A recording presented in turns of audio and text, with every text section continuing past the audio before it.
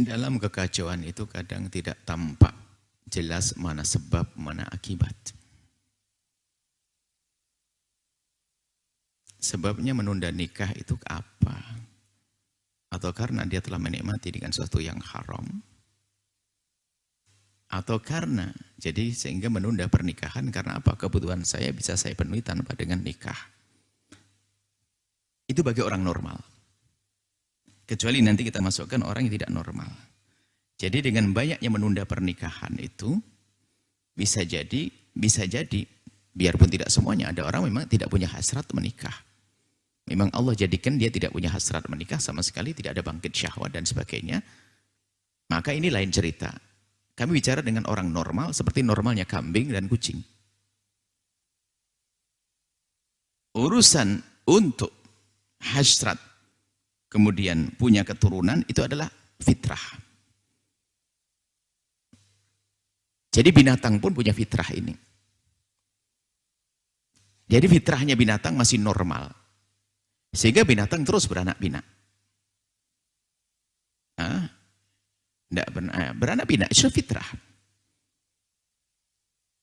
Dan manusia normal pun pasti merindukan itu semuanya. Coba manusia normal, kita tidak bicara yang tidak normal. Sehingga yang tidak punya anak pun kadang sedih, biarpun seharusnya tidak perlu sedih. Sedih karena fitrahnya. Tidak boleh sedih kalau sudah ketentuan Allah, nggak boleh sedih. Karena apa? Kalau tidak diberi anak sebelumnya telah diringankan dia, tidak punya beban kewajiban terhadap anak. Tapi secara fitrah dia sedih, kenapa aku tidak punya anak? Dan ingat kami sampaikan, kami bicara anak, jangan sampai nanti bersedih berlarut-larut yang tidak punya anak. Untuk masuk surga tidak harus dengan anak kok. Siti Aisyah nggak punya anak, Manowi nggak punya anak. Cuman kami bicara tentang anak dulu, mohon maaf yang tidak punya anak, Anda tidak harus perlu bersedih hati. Ya, semua manusia normal pengen punya anak. Pengen punya anak. Tidak ada yang tidak punya anak. Kalau sudah tidak ada keinginan di sana, pasti fitrahnya yang nggak beres. Dan untuk mempunyai anak sendiri ada aturannya dalam Islam untuk memilih pasangan dan seterusnya. Memilih. Karena anak harus menjadi anak yang bakal ngerti kebaikan. Yang pada akhirnya juga bisa baik dengan dia sebagai ibunya, dia sebagai ayahnya. Yang bisa menjadikan sebab keselamatan, apalagi punya keimanan di akhirat. Itu kan, jadi merencanakan pengen menikah, itu adalah bagi orang yang punya akal sehat. Fitrahnya selamat, kemudian akalnya sehat. Fitrahnya nggak selamat, dia tidak mau menikah. Nggak tahu, bahkan nggak pengen menikah. Bahkan nggak pengen punya anak dan sebagainya. Coba, kalau nggak pengen punya anak, pasti dia perlu dibawa ke psikolog. Dia ada permasalahan dengan dirinya. Semua ini kalau orang normal ditanya, Anda pengen punya anak, pasti pengen punya anak. Hanya beda-beda waktunya saja. Belum sekarang, tahun depan. Tapi semuanya pengen punya anak. Biarpun itu wanita-wanita semuanya tahu melahirkan sakit yang kayak apa, tapi masih pengen punya anak. Yang sudah melahirkan pun pengen melahirkan lagi kok.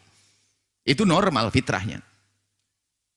Ini sudah cukup untuk menjadi rambu-rambu bahwasanya jika ada orang yang tidak ingin menikah, kalau memang masih punya hasrat, kemudian kok dia masih tidak ingin menikah, pasti yang salah adalah mental yang perlu dibenahi dia.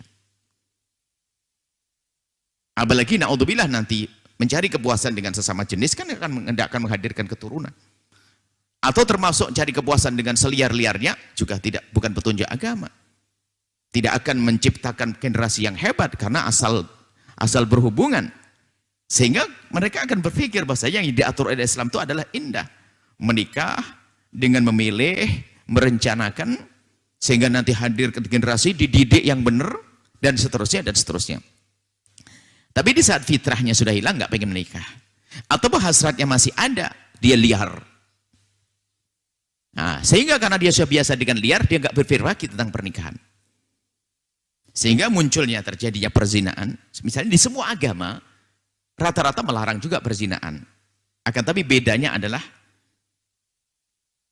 Anda di antara agama yang tidak terlalu mengagungkan pernikahan. Kalau dalam Islam mengagungkan, nikah adalah agung, diridhoi oleh Allah, baginda, disaksikan oleh orang, dan seterusnya, itu nikah. Jadi, di saat orang itu tidak mengagungkan pernikahan, jadi bukan mengatakan zina rendah loh ya, karena zina mereka juga nggak mau pada dasarnya, pezina pun juga mengingkari. Buktinya kalau ibunya zina juga nggak mau kok dia. Bapaknya zina juga geli dia, biarpun dia berzina. Seorang telah berzina, dia pun juga nggak mau kalau anaknya dia berzina. Jadi akal sehatnya masih berkata, itu tidak baik. Nah permasalahannya, kenapa terjadi perzinahan? Ya, tadi yang disampaikan dari pertanyaan itu adalah mengarah ke situ. Bahwasanya di saat seorang tidak mengagungkan lagi pernikahan, bukan suatu yang menjadikan dia mendapatkan pahala besar di hadapan Allah. Di saat nikah sudah tidak diagungkan, maka derajat nikah akan turun. Sehingga karena sudah derajatnya turun, orang tidak akan memandang lagi menikah, sehingga urusan syahwatnya tidak peduli apakah dengan zina atau dengan nikah. Itu permasalahannya. Sehingga kalau orang mengagungkan pernikahan, baik dia sebelum nikah atau setelah nikah, susah masuk zina. Kenapa? Di balik pernikahanku ada ridho Allah, ada pahala. Aku menyentuh tangan istriku, ada dapat pahala. Tapi menyentuhnya haram. Maka ada kekeroposan keimanan di sini. Tentunya bicara dengan orang awam yang punya masalah besar, tidak cukup kita dengan keimanan, tapi logis, sesuatu yang logis juga perlu. Ini kita bahas keimanan dulu. Karena nikah adalah agung, maka yang sudah, yang belum pernah menikah pun berpikir bagaimana aku akan mendapatkan kemuliaan di hadapan Allah. Maka berpikir tentang pernikahan. Kalau ingin mencari kesenangan pasti dengan cara ini. Sehingga karena nikah dianggap sesuatu yang dahsyat, yang agung, akan dicari. Akan dikejar itu yang halal. Maka dari itu memahamkan ini tentang agungnya pernikahan ada hubungannya dengan keimanan. Tapi sebaliknya kalau sudah tidak ada, tidak mengagungkan pernikahan, yang belum menikah mudah melakukan zina. Bahkan yang sudah pernah menikah pun dia akan masuk wilayah ini. Karena apa? Tidak menganggap pernikahan itu adalah agung. Nikah agung, sentuhan tangan kita ada pahala. Apakah kita tidak yakin dengan pahala yang menjadikan sebab kita bahagia di akhirat nanti? Jadi permasalahan kita dari sini kurang mengagungkan pernikahan. Bahwa di balik pernikahan ada ridho Allah, ridho Rasulullah. Bahkan Nabi mengatakan, "Apa ini muwahin bikumul umam." Aku akan bangga dengan pernikahan, karena dengan pernikahan kalian akan banyak keturunan dan seterusnya. Nabi merindu. Di samping itu ada syahwat. Bahkan Nabi mengatakan seorang laki-laki mendatangi suaminya adalah seperti sedekah pahala. Terus kita sadar makna ini, mustahil susah melakukan kehinaan sekecil apapun. Tapi bagaimana seorang ini permasalahan adalah akhlak, kroposnya iman. Kita membahas kroposnya iman dulu. Samping ada kroposnya mental. Kroposnya iman, sudah punya halal karena melakukan kehinaan. Bagaimana ini? Sudah punya halal, berarti lupa Allah dia. Karena dia biasa dengan mengintip yang haram, akhirnya terbiasa dengan haraman. Makanya nggak bisa mana sebab, mana akibatnya. Atau sebabnya karena dia biasa dengan haram lalu tidak rindu nikah. Bisa jadi begitu. Karena bagi dia kalau melampiaskan syahwat gampang saja. Saya bisa menyelesaikan dengan gampang kok. Ngapain susah-susah? Nggak tanggung jawab lagi. Kalau saya menikah nanti, wah saya menghamili orang, nanti saya ngerawat. Nah, ini padahal hidupnya orang beriman bukan egois. Kalau seorang suami menikahi seorang istri, bareng-bareng dong anak dirawat bersama, ini kebahagiaan, kan indah. Kalau orang normal pasti rindu untuk punya keturunan. Nah, sekarang masuk rasa takut. Maka kami sampaikan kepada siapapun Anda yang Anda maksud takut memasuki pernikahan karena takut mempunyai beban dan sebagainya. Anda harus datang kepada psikolog untuk menata mental Anda kembali, kemudian Anda kuatkan iman agar Anda tidak ragu lagi menuju wilayah halal. Jangan sampai kita menikmati yang haram, na'udzubillah, haram. Nah, kemudian munculnya di hari ini katanya orang tidak menikah. Problemnya itu karena mentalnya juga, karena kroposnya iman. Mental. Sebab Anda pun sebagai seorang ibu, kalau punya anak perempuan lalu berkata, "Mama, saya nggak pengen punya anak." Anda pun gelisah, Anda sedih. Seketika itu, spontan. Ayo. Jangan kau ngomong nggak punya anak. Sedikit tertunda saja bertanya, kapan kau punya anak? Normal. Maka dari itu justru tanda kasih sayang kami kepada mereka itu adalah yuk kita jadikan mereka sadar kembali bahwasanya untuk kembali kepada normal. Nggak perlu rasa takut itu. Adapun permasalahannya adalah takut beban kehidupan dan sebagainya. Beban kehidupan itu ada hubungannya dengan tamak kita dan rakus kita. Kalau kita biasa membiasakan hidup sederhana, kita akan capek. Karena kita biasa hidup dengan ambisi atau hidup kita diatur oleh cara hidupnya orang lain. Kalau kemarin dalam hikmah terakhir kami sampaikan, cari perhatianmu itu adalah, kalau kita mencari perhatian terus, apa kata orang, seolah-olah kita meletakkan belenggu di atas leher kita sendiri. Apa kata orang, kita bingung. Orang beli motor baru, kita bingung. Orang ini terus bingung. Nah, kita dikuasai oleh ketamaan. Ikut-ikutan, handphone baru, beli. Kita pengen beli, terus tersiksa. Makanya itu menjadikan hidup susah. Tamak, Rakus, dan Nabi melarang yang demikian itu. Karena kita melanggar Nabi, makanya nikah kok jadi takut. Kenapa? Nikah nanti kayak beban. Mana? Kalau berpikir cerdas, sebelum menikah Anda makan atau tidak? Makan. Istrimu makan atau tidak? Makan. Sumbernya Allah kasih. Ya, tentunya sederhana sekali kalau kita berpikir. Kemudian sambil sama-sama cari makan, kan bisa. Kan dia lebih cerdas daripada dia cari makan sendiri, perempuan cari makan sendiri, nggak bisa cari kepuasan yang halal. Tapi ini cari makan bareng-bareng, bisa cari kepuasan yang halal. Tentu orang cerdas dia. Anak sama, dididik dengan cara yang benar bersama-sama. Nah, sekarang mendidik anak pun, kenapa ada orang mendidik anak mahal dan sebagainya? Khayalannya bukan bagaimana anak selamat. Khayalannya nanti sekolah, anakku harus masuk sekolah ini. Masuk SD saja berapa ratus juta. Loh, dia salah berpikir. Memang untuk menjadi orang hebat harus sekolahnya mahal-mahal seperti itu. Biasanya pergaulan, cara pandang, tamak, rakus kepada dunia menyiksa dirinya. Sehingga menikah itu jadi beban. Belum apa-apa beban. Mana ada mesrana, mana indahnya. Dan memang dalam pernikahan harus ada persiapan, akan tapi tidak boleh menjadi ketakutan di saat kita mempersiapkan diri. Itu pembahasan pernikahan. Dan ini sebenarnya ada silsilah ya, panjang, nggak boleh, nggak cukup. Jadi ada permasalahan-permasalahan kenapa orang tidak mau menikah dan sebagainya. Kita lacak apa sebabnya. Dan ada memang yang mohon maaf seorang laki-laki tidak mau menikah karena mohon maaf memang dia tidak punya fungsi sebagai seorang laki-laki karena sakit dan sebagainya. Seorang perempuan mungkin juga demikian ada. Tapi dalam keadaan normal. Dia tidak pengen nikah tapi suka nonton film kotor, melampiaskan syahwat dengan cara yang haram. Nah inilah yang kita bahas. Sehingga tadi agak ada orang hamil luar nikah dan seterusnya dan seterusnya. Secara umum kami ajak, ayo kita sadar semuanya. Takutlah kepada Allah yang pertama. Kemudian di saat Anda menemukan diri Anda itu sudah tidak normal, Anda segera datang pada ahlinya agar dibenahi mental Anda, psikolog. Takut kepada Allah, mental Anda normal. Kemudian setelah itu, yakini dalam hidup ini adalah mudah. Apa untuk menjadikan hidup Anda mudah? Biasakan dengan sederhanaan. Kalau 3 prinsip ini mudah Anda menikah. Ya, iman Anda kuat. Karena iman Anda kuat, Anda susah melakukan yang haram. Lihat, enggak. Sementara syahwat saya tinggi, karena syahwat saya tinggi, dari bahasa yang haram, saya cepat nikah. Malah cepat nikah dengan keimanan. Tapi karena keropos saya iman, nyicipi dikit-dikit. Coba-coba. Nanti sajalah. Nanti saja. Terus syahwatmu gimana? Ya kan saya bisa nyuil sedikit-sedikit. Nah ini bahaya karena keropos imannya. Maka kuatkan iman, mentalmu sehat, biasakan dengan sederhana, maka selesai problem ini. Kalau orang biasa dengan ketamaan dia akan puas. Nabi yang menyebutkan kalau seandainya diberi 1 lembah emas, kekayaannya dia minta lembah yang kedua, 2 ketiga. Ya ini persiapan kok menjadi sesuatu yang berat. Lah, siapa yang mempersiapkan pendidikan anak bagaimana? Fakultas kedokteran 500 juta, 700 juta. Memang anak sukses harus pakai jadi dokter. Ya seperti itu. Jadi cara berpikirnya menjadi berat karena apa? Dia telah membiasakan gaya hidupnya orang terhadap dirinya sendiri. Terus seksa dia, takut. Akhirnya apa? Sudahlah, tidak berani menikah karena takut nanti punya anak beban, syahwatnya tinggi, sudah zina saja, bayar 100 ribu, 60 ribu, selesai. Na'udzubillah.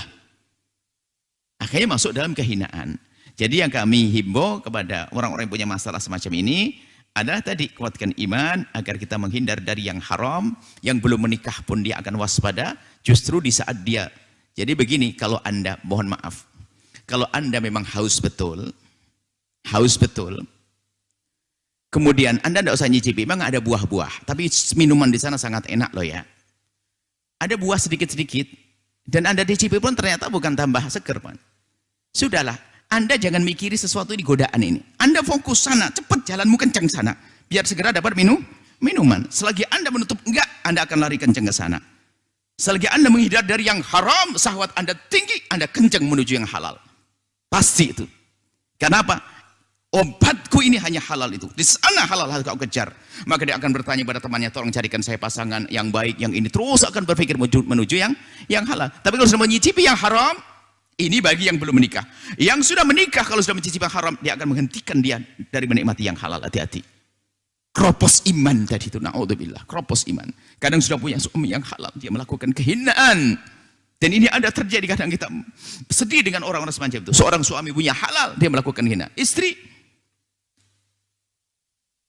Dan kalau sudah membahas ini, kami akan bahas tentang sebabnya. Sebabnya lagi adalah tontonan yang tidak benar dan sebagainya. Membangkitkan syahwat. Dia hanya hidup hanya untuk membangkitkan syahwat-syahwat. sehingga melakukan kehinaan. Seorang perempuan tampak dia solehah, tampak ini, diam-diam melakukan keharaman. Seorang laki-laki pun juga demikian, keharaman. Karena apa? Tidak takut pada yang haram itu membahayakan. Kalau jadi perawan susah menikahnya karena nggak akan didorong untuk mencari yang halal. Ya, kalau sudah menikah pun dia akan susah bahagia yang sesungguhnya. Karena apa? Dia masih melirik yang haram. Tapi dengan halal akan cukup, hati-hati. Halal, halal, halal. Sehingga di dalam Islam pun dikasih ancaman besar. Yang puja-puja suami lalu melakukan haraman, hukumnya rajam karena dosa gede. Agar tetap indah dalam rumah tangganya. Ini adalah Islam indah. Tapi kalau tadi ini yang disebutkan dalam pertanyaan adalah permasalahan keroposnya iman, mentalnya yang tidak benar, cara hidupnya yang disiksa, dia tersiksa dengan mengikuti cara hidupnya orang lain. Jadi harus punya ini, enggak sederhana. Di kampung masalah kita menemukan orang bahagia. Bahkan yang sekarang anaknya sukses-sukses pun juga bukan orang kaya raya dia. Kita lihat pendidikannya benar, baik, sukses banyak.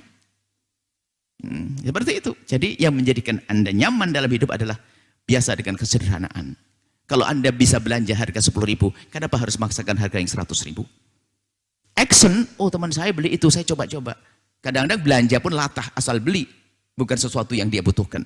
Seperti itu. Jadi permasalahan dan pertanyaan Anda terselesaikan dengan 3 hal yang kami simpulkan tersebut.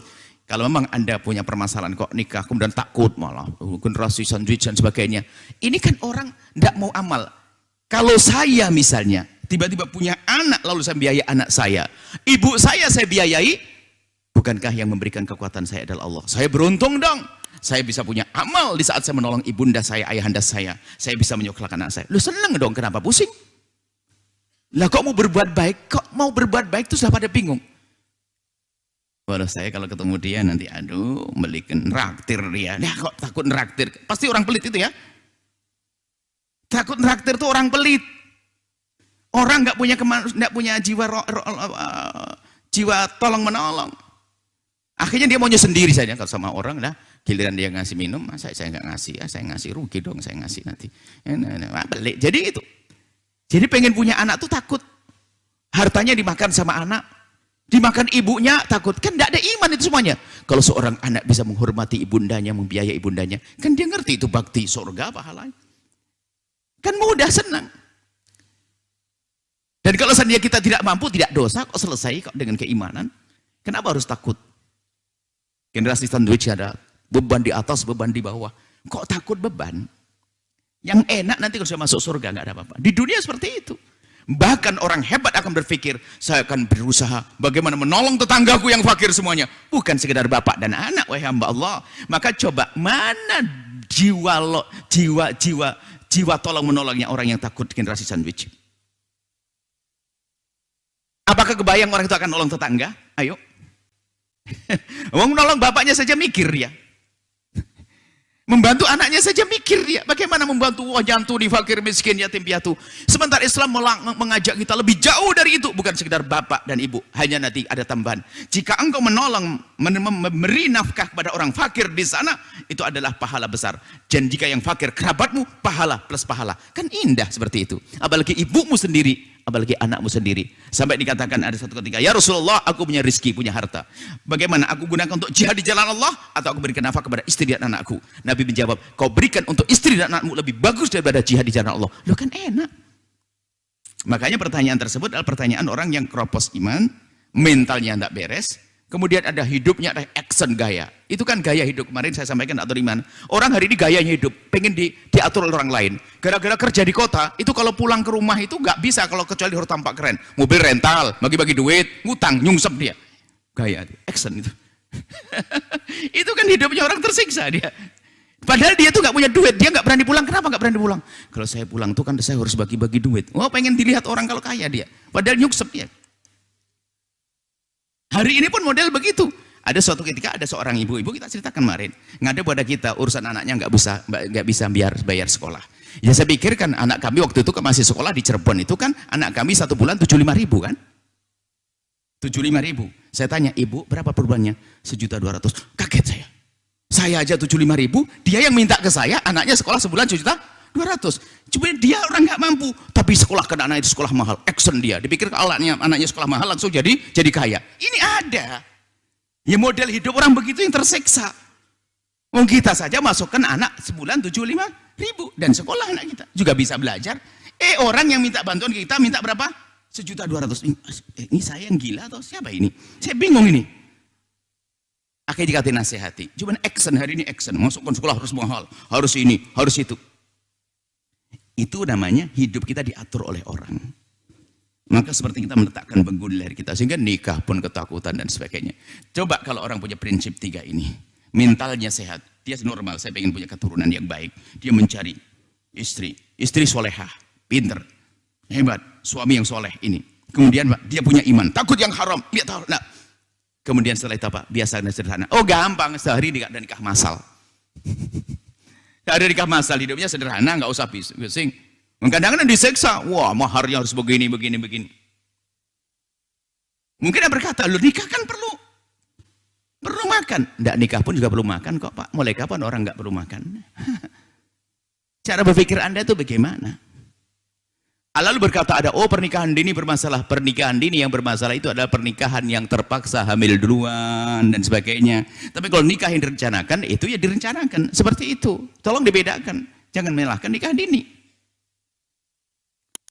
Semoga Allah memberikan pada kita kekuatan iman. Yang belum menikah menjaga diri, yang sudah menikah semakin takut kepada Allah. Sehingga yang halal semakin indah. Dan semoga Allah mencukupkan rizki kita. Memberikan pada kita sifat qanaah, bersyukur atas karunia, tidak tamak. Wallahu a'lam bishawab.